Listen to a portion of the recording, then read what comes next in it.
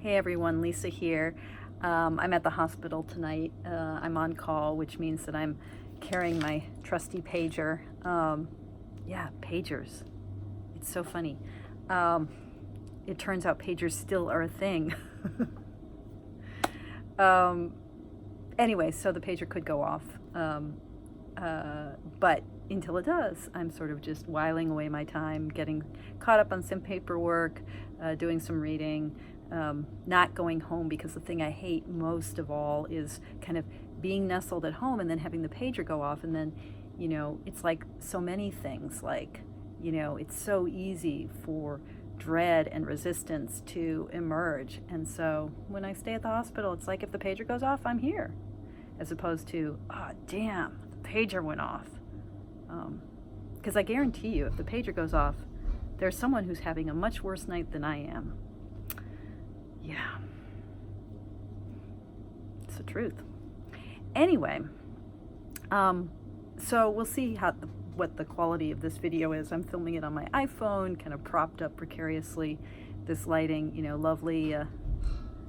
lovely fluorescent lighting. And if you hear a strange kind of hydraulic sound in the background, I think that's the pneumatic tube system that takes like medications and prescriptions from one part of the hospital to the other. So not only do we have like pagers, we also have like this system of pneumatic tubes. It's very funny. The hospital is like this combination of absolutely cutting edge technology and stuff that seems like it's out of a Terry Gilliam film or something. Anyway, yeah, so I wanted to make a video tonight to talk about one of my 3 golden rules of learning to speak tarot. And that is the very first rule, which is to play lovingly and often with your cards. The most important rule. And I think when I first stated the rule, I said play daily and lovingly with your cards. And then I thought, making it daily, there's so many ways that we attach shoulds to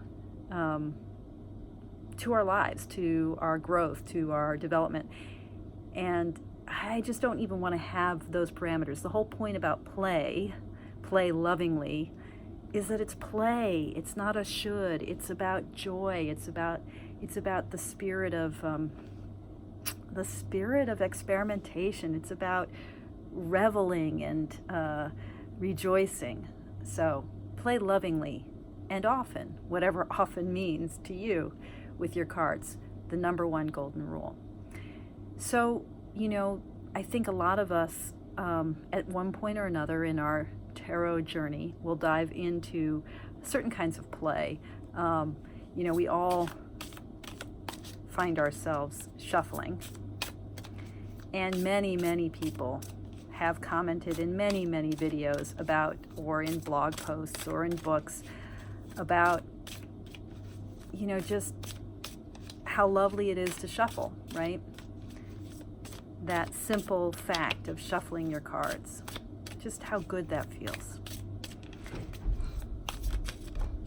Similarly, people talk about deck modification and the ways in which edging your decks, cutting your decks, if you're Veronica Jude and you're a genius with contact paper, putting new backings on your decks, all of these things are a way, as people often say, of bonding with their deck, of playing with it, of having a relationship with it that's not about divination, that's not about introspection, that's not about finding answers or, as I would like to say, seeking questions with our cards, but is just about enjoying the cards themselves.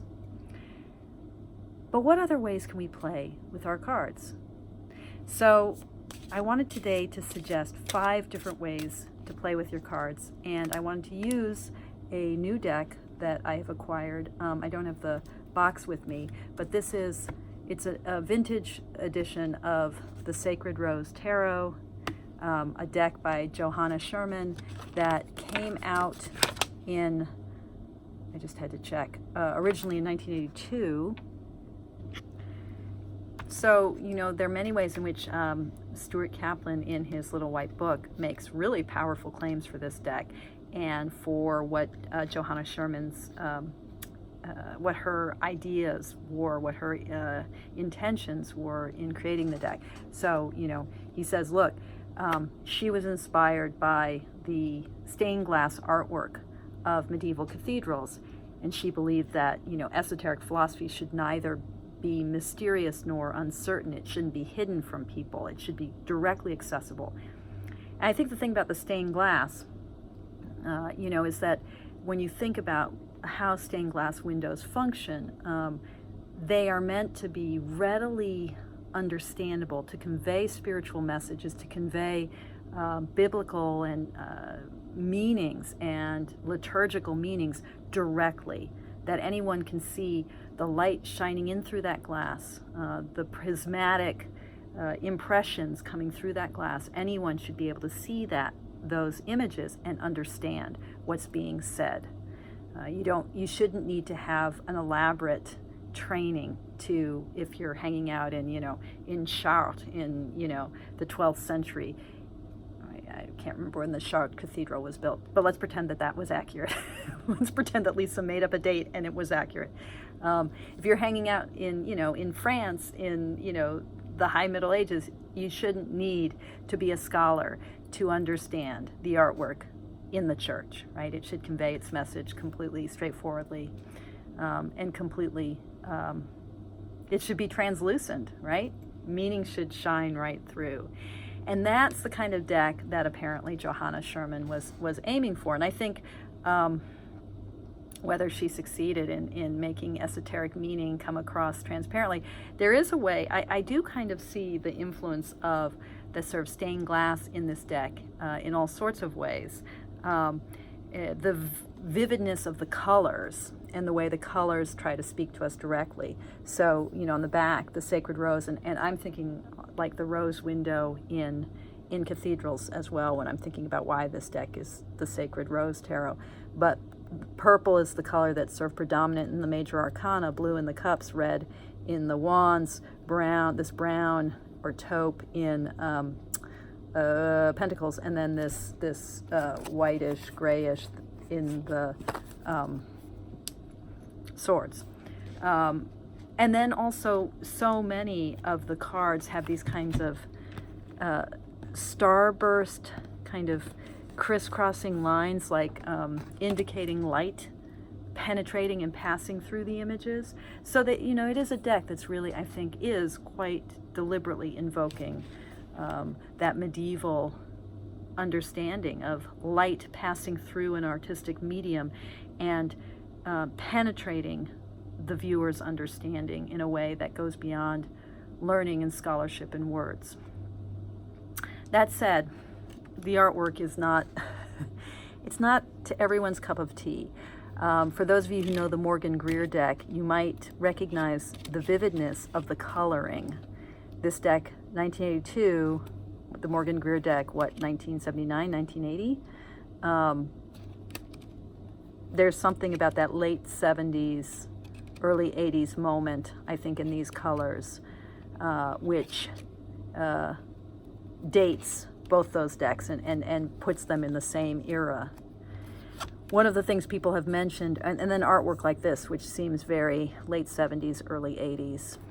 One of the things people have mentioned about this deck that reminds folks of a modern deck, a more contemporary deck like Tarot of the She, is the sort of alien eyes, the way in which all of the eyes have a kind of pupil-less quality to them and sort of have this feel of something otherworldly, this sort of alien feel.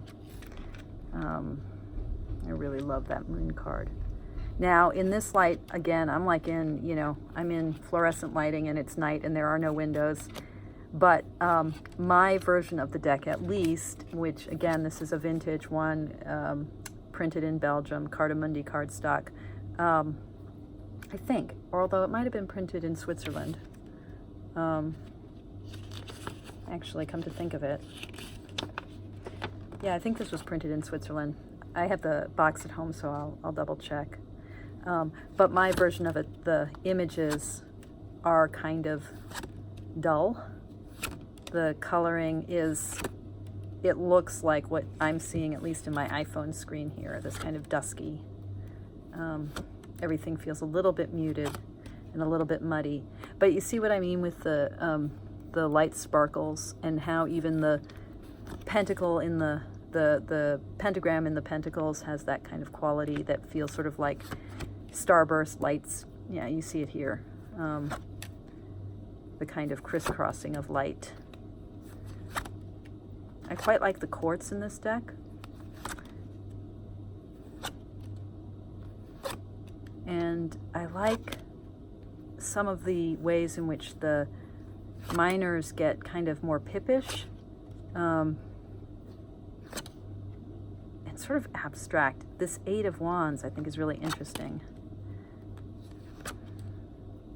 It's a deck that is, for me, a good deck to illustrate this concept of playing lovingly and often with your cards, because it's a deck that's sufficiently far away from an aesthetic that I naturally gravitate toward.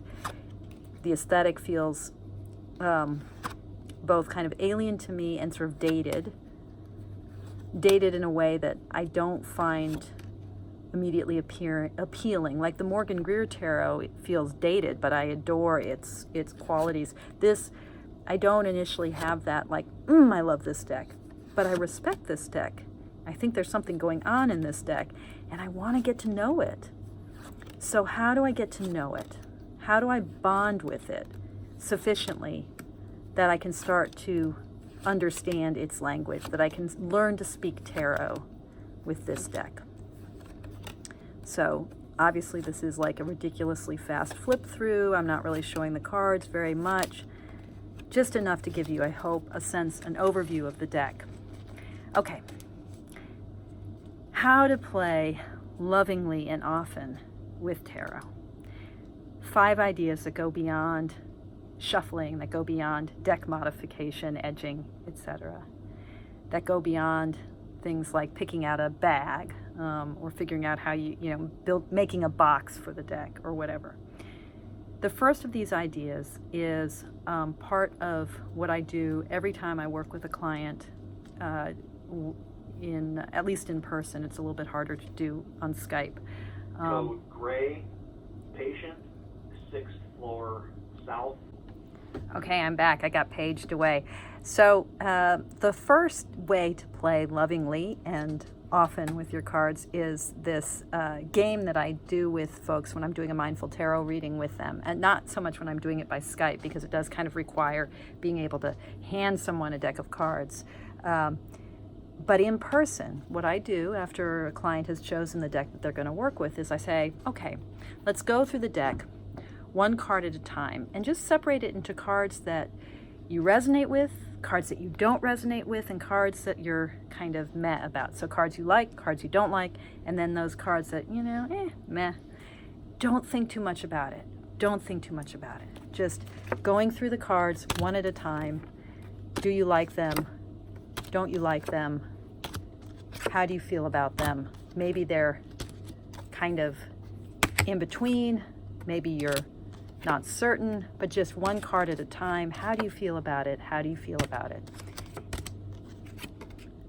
All right, so I'm going to do that now with these cards. I'm going to try to go with my gut feeling. Again, not thinking too much. And if it's a deck that you don't know well, you may be tempted to kind of mull over it. And if it's a deck that you know really well, you may already know what are the cards you like and don't like. And I encourage you, whatever your relationship with the deck that you're working with, you're playing with in this way, just as much as possible, go with that immediate surge of yes, no, maybe, okay? And just to give you a sense of how quickly this can go when you're really doing it, I'm not thinking too hard. I'm really going, really very much just like, dislike, don't like.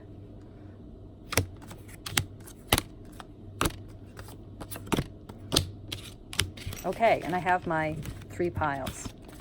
So these are the cards I liked. These are the cards I didn't like. And these are the cards that were sort of meh.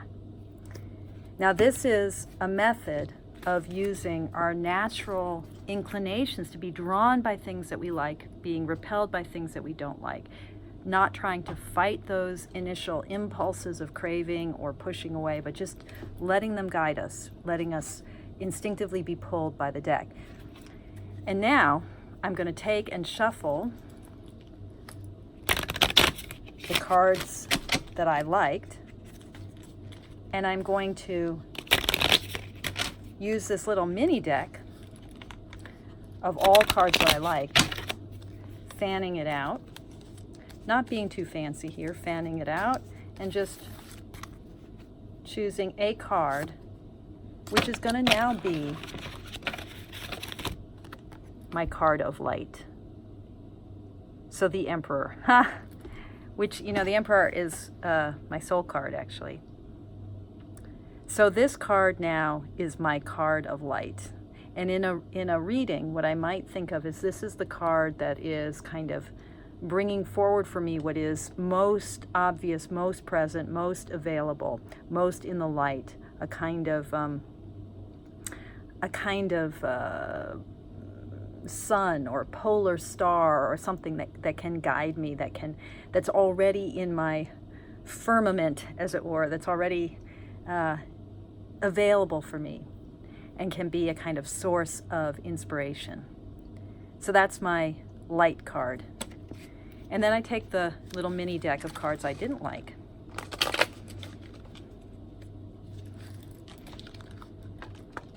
Shuffle that.